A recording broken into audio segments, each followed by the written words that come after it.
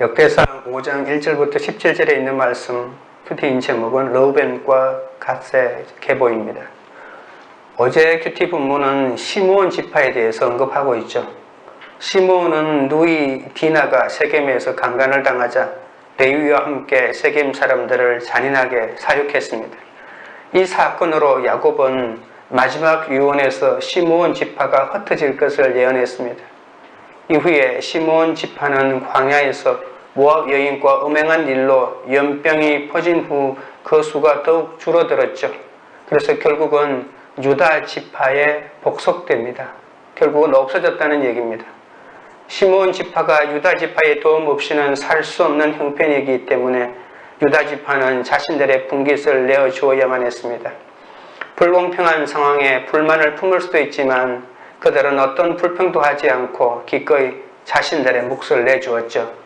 이로 인해서 유다 지파는 점점 더 번성해가는 축복을 누리게 됩니다. 생색내지 않고 나누어주는 사랑을 실천한 유다 지파에게 결국 예수님은 오셨습니다. 이스라엘 12지파 중에 가장 세력이 약했던 시므온 지파가 유다 지파 안에 거하면서 변화가 일어납니다. 전에는 유다 지파에 붙어서 살아가는 연약한 지파에 불과했지만 이제는 스스로 땅을 점령하는 용맹한 지파가 되기도 합니다. 이처럼 연약해도 말씀의 공동체인 유다 지파에 끝까지 속해 있기만 하면 스스로 영적인 싸움을 치르는 데까지 성장할 뿐만이 아니라 영적인 후손도 남기게 된다는 교훈을 얻을 수 있습니다. 오늘은 르우벤과 갓의 계보에 대한 내용입니다. 첫 번째로 장자의 명분입니다. 1절입니다. 이스라엘의 장자 르우벤의 아들들은 이러하니라. 르우벤은 장자라도 그의 아버지의 침상을 더럽힘으로 장자의 명분이 이스라엘의 아들 요셉의 자손에게로 돌아가서 족보에 장자의 명분대로 기록되지 못하였느니라. 르우벤 지파의 계보는 르우벤이 이스라엘의 장자였죠. 그런데 어떻게 해서 장자의 권한을 누리지 못했는지를 설명하고 있습니다. 보통 장자는 맏아들이 우선해서 이어받잖아요. 야곱의 12아들 가운데 레아에게서 태어난 야곱의 장남이 르우벤은 아버지의 첩인 빌하와 동침하여 장자의 명분을 잃어버렸다고 합니다. 참으로 온 자손에게 수치스럽고 부끄러운 이야기가 아닐 수 없습니다. 한 사람의 잘못으로 인해서 그의 자손들이 대대로 수모를 당했다는 사실이 죄가 얼마나 무서운 것인지 보여줍니다. 아버지는 정상적인 상속자가 범죄를 저질렀을 때 누가 장남인지 누가 장자권을 이어받을 사람인지 결정할 수 있는 권한이 있었습니다. 요셉이 야곱이 가장 좋아하는 아내인 라헬의 맏아들이었잖아요. 그래서 11번째 자녀이긴 하지만 라헬의 맏아들이기 때문에 그에게 육적인 장자의 명분을 허락합니다. 그리고 영적인 장자의 명분은 유다에게로 돌아가죠. 요셉의 장자권은 요셉의 아들들인 므낫세와 에브라임 두 지파가 이어받습니다. 이 두 지파는 여호수아에 의해서 가장 많은 땅을 받기도 했죠. 훗날 분열왕국 시대 때 북왕국 이스라엘을 구성한 지파 가운데 가장 번성하고 유력한 지파가 바로 에브라임 지파 아닙니까? 그리고 므낫세는 요단 동쪽에 있는 지금으로 말하면 요르단 쪽에도 땅을 얻고 그래서 므낫세 반지파라고 하잖아요.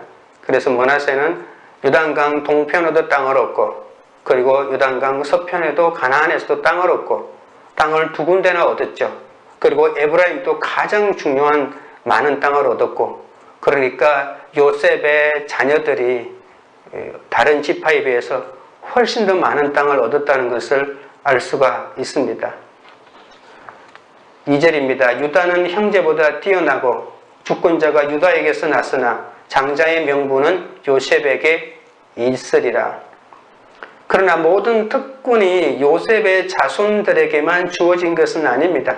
유다 지파도 특별한 하나님의 은총을 이어받았다고 하죠. 형제보다 뛰어나고 주권자가 유다에게서 났다라고 하는 것은 유다는 태어난 순수라면 넷째잖아요.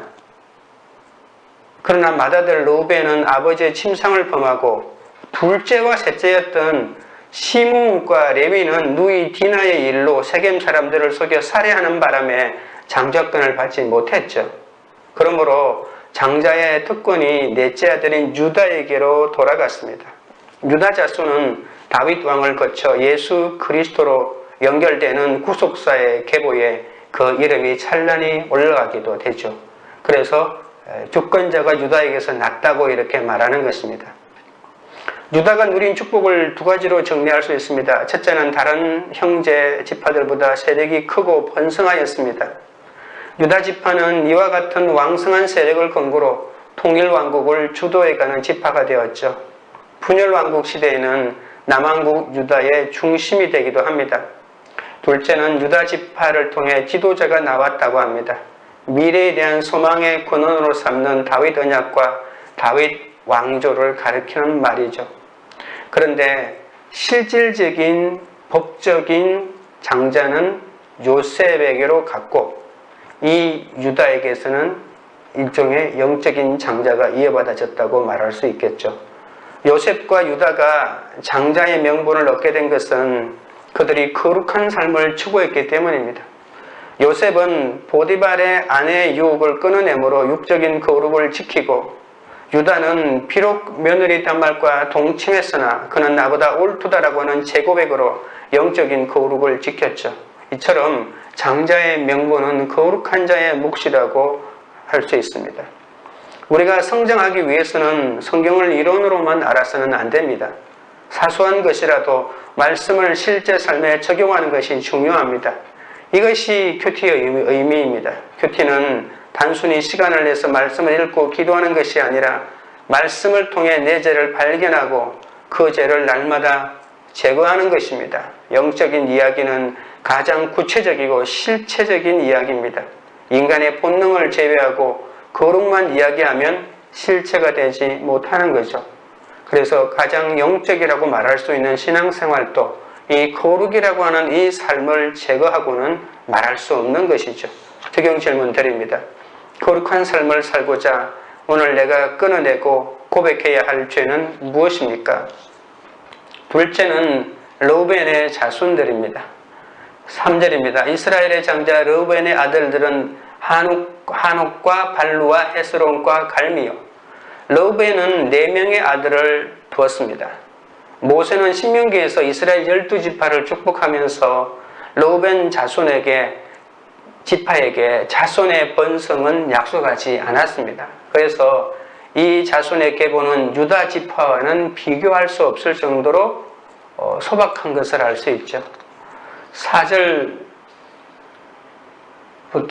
7절까지입니다. 요엘의 아들은 스마야요, 그의 아들은 고기요, 그의 아들은 시므이요, 그의 아들은 미가요, 그의 아들은 르아요, 그의 아들은 바알이요, 그의 아들은 르에라이니. 그는 르우벤 자손의 지도자로서 아수르 왕 디글랏빌레셀에게 사로잡힌 자라.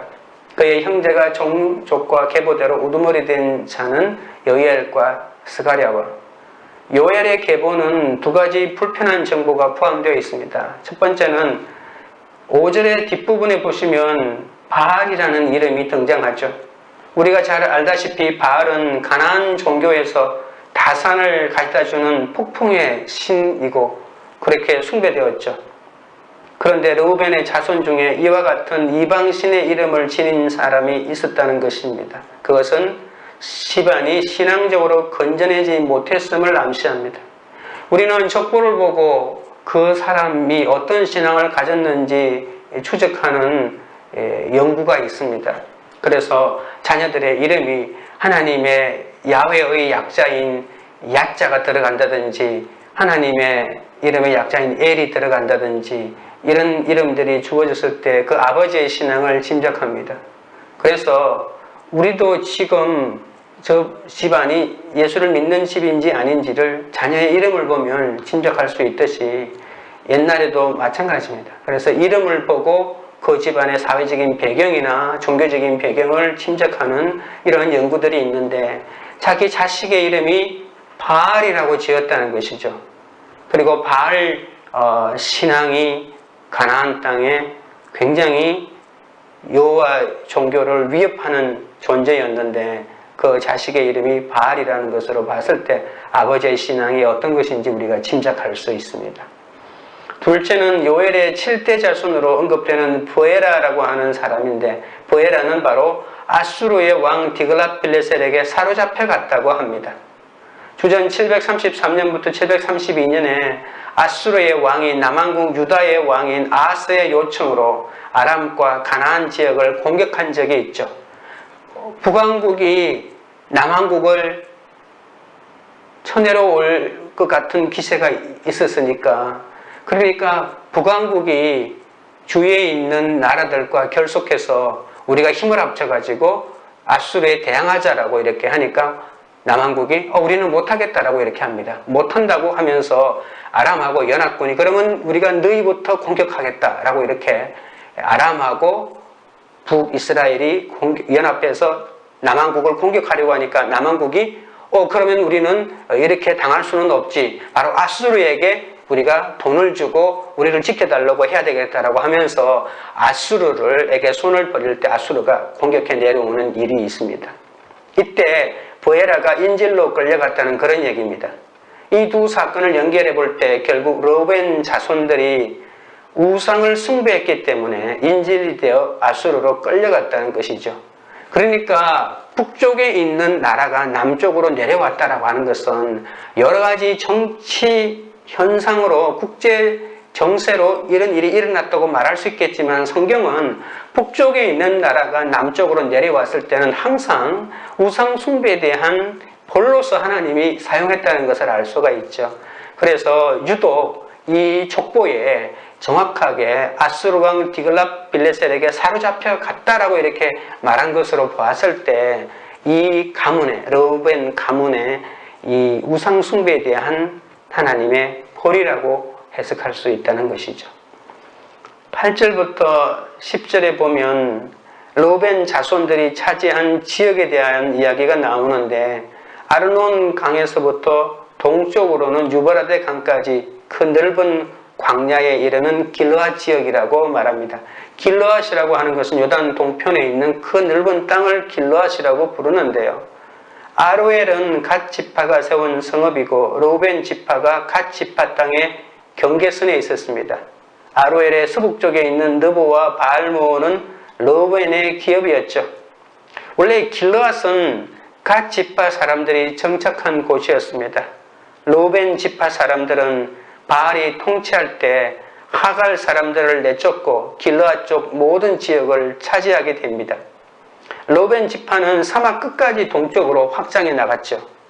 요단 동편의 길르앗 땅은 가축이 번식하기 알맞은 곳이었기 때문에 그래서 수많은 가나안 주민이 그곳에 거주할 뿐만이 아니라 외부에서도 그 땅을 호시탐탐 노렸습니다.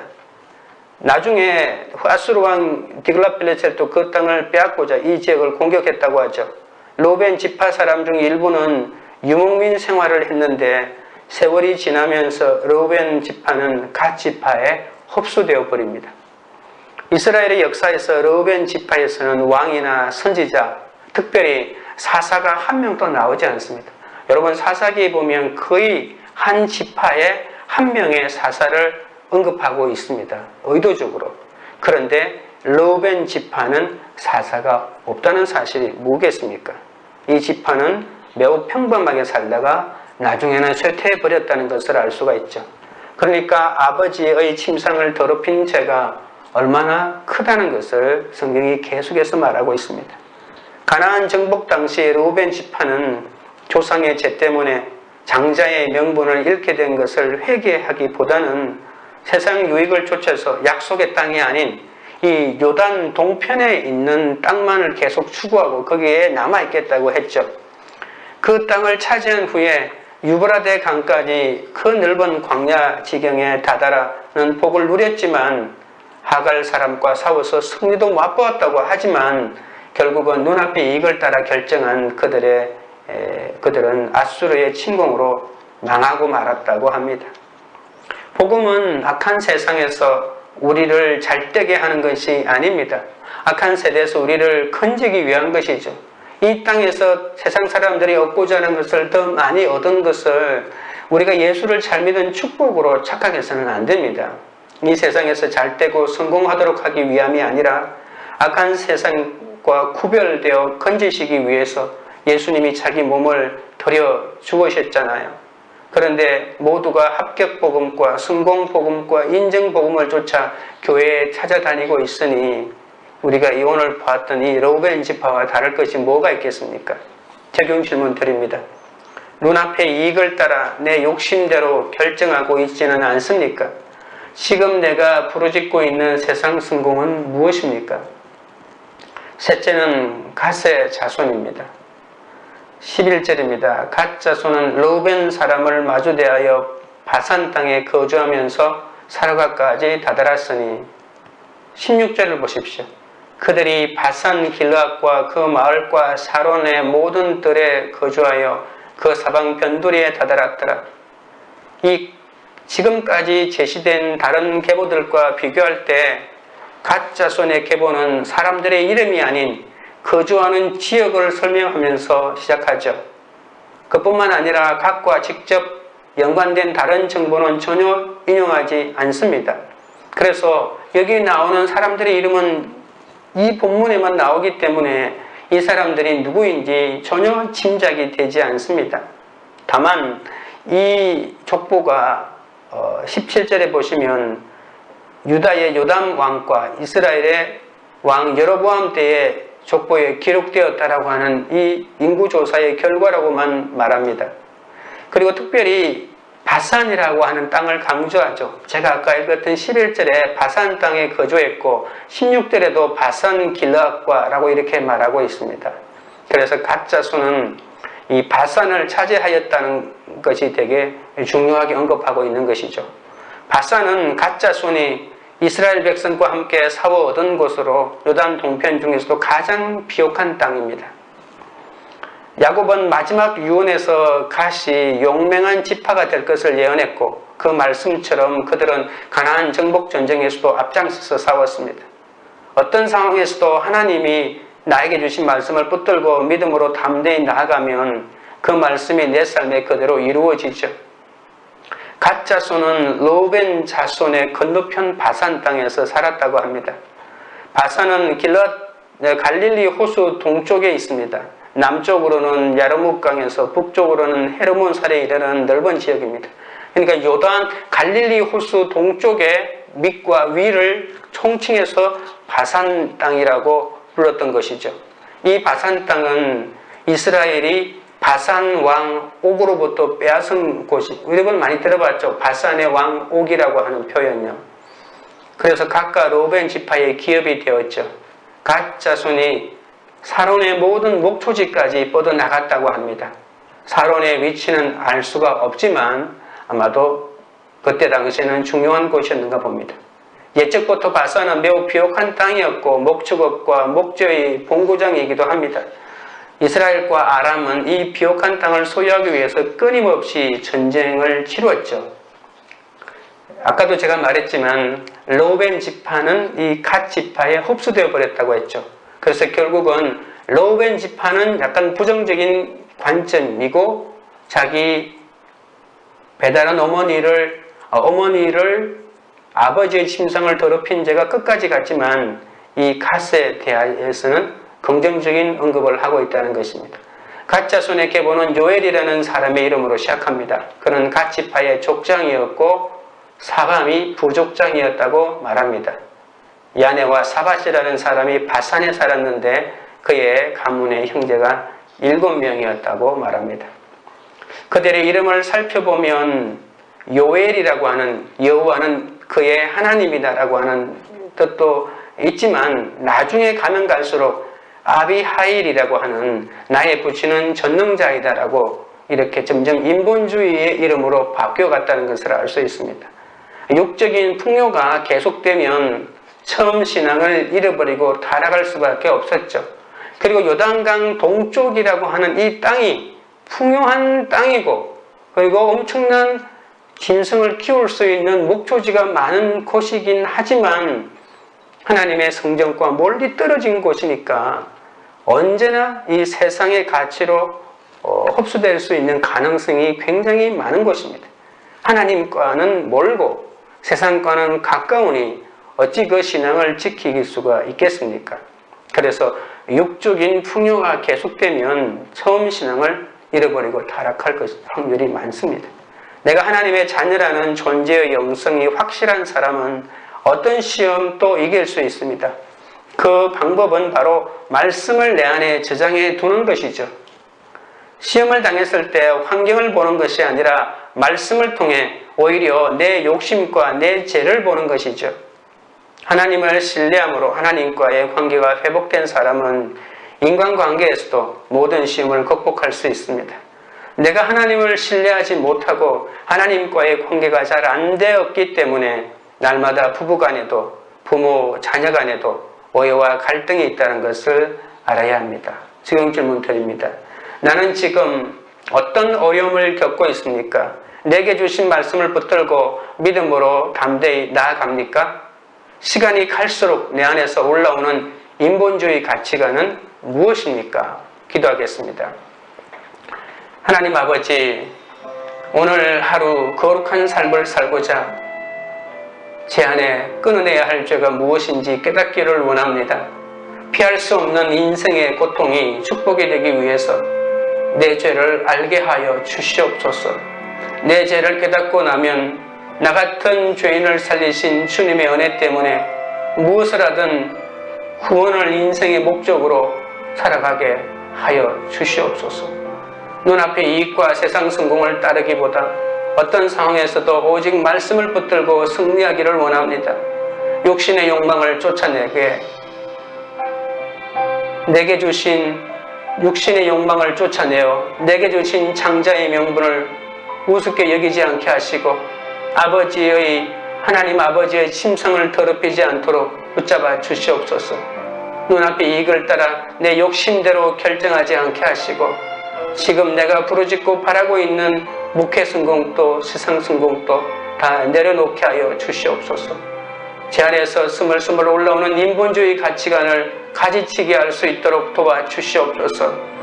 하나님의 구원을 위해 내게 주신 소망을 세상의 가치와 끊임없이 비교하면서 원망하고 두려워하지 않게 하여 주시옵소서.